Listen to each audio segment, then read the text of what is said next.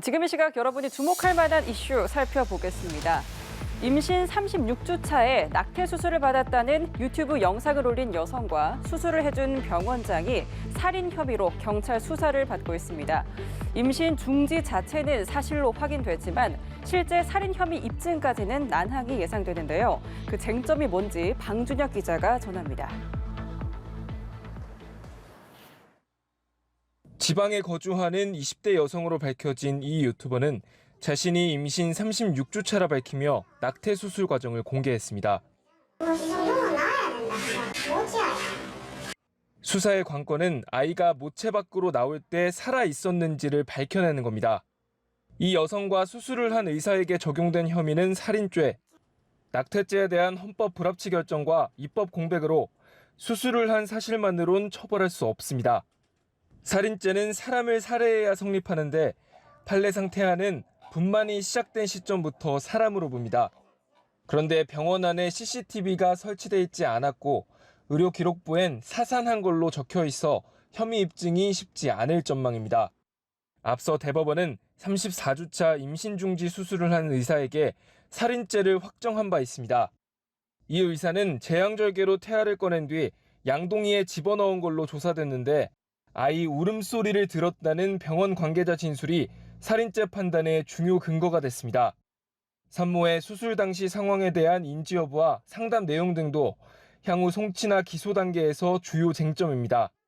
의사와 상담을 할 때 어떤 부분을 요청했는지도 중요할 것 같아요. 추가적으로 어떤 조치를 취해서 아이를 사산하게 만들어야 된다라는 그런 요구를 받았다라고 하면 그 상황에 대해서는 인지가 없다 하더라도 살인죄의 교사나 살인죄의 공범으로.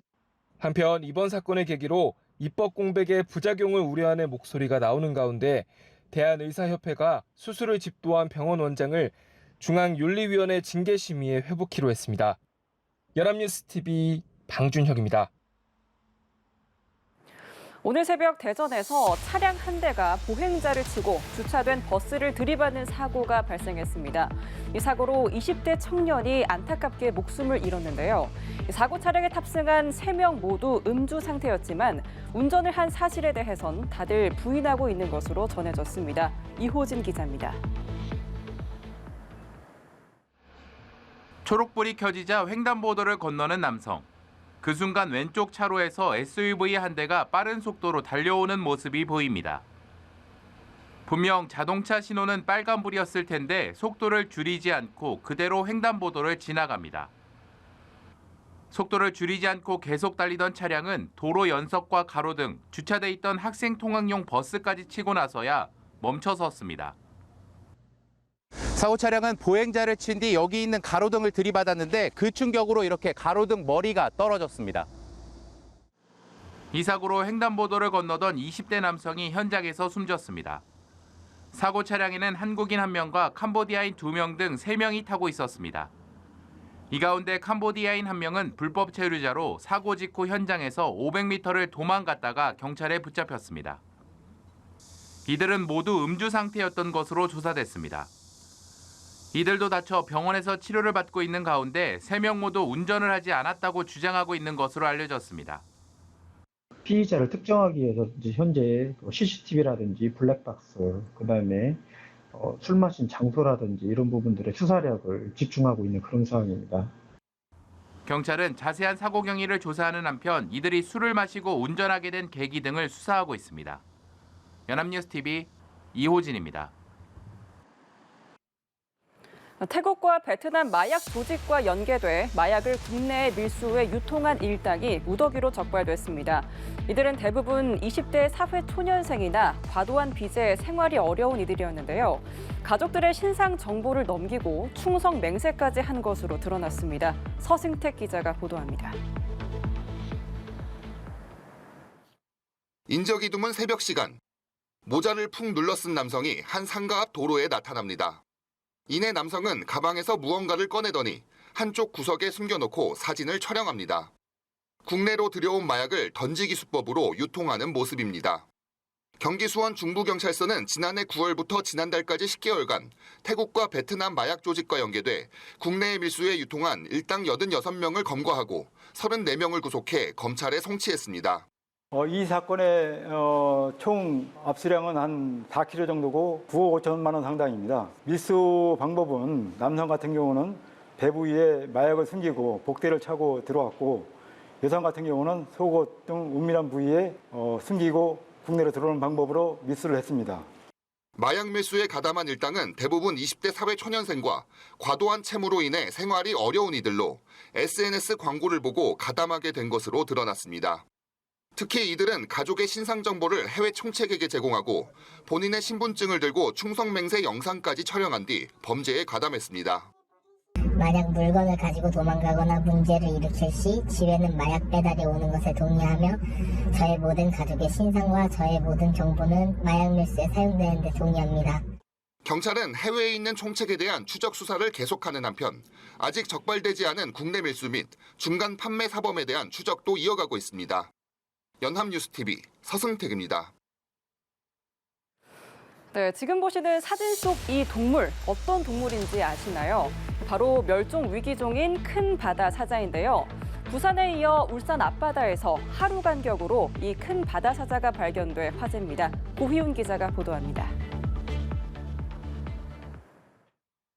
바다 위에 노란 등부표 하나가 떠 있습니다. 암초 등 장애물의 존재를 알려주거나 항로를 표시하기 위해 설치된 해상 구조물인데 난데없이 동물 한 마리가 앉아 있습니다.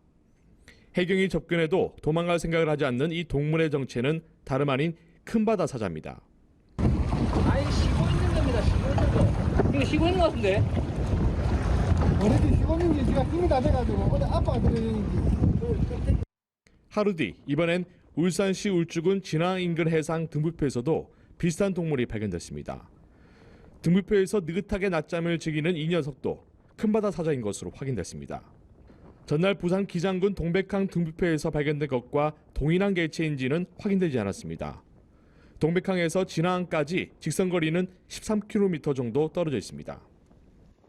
어제 오늘 개체가 다른 개체라면 이렇게 많이 관찰된 거는 단시일 내에 많이 관찰된 것은 좀 드물고요. 더구나 보통 이제 울릉도나 강원도 이쪽에 주로 이제 관찰이 되는데 이렇게 동해 남부까지 내려오는 것은 이렇게 더 드문 사례라고 볼 수가 있겠습니다.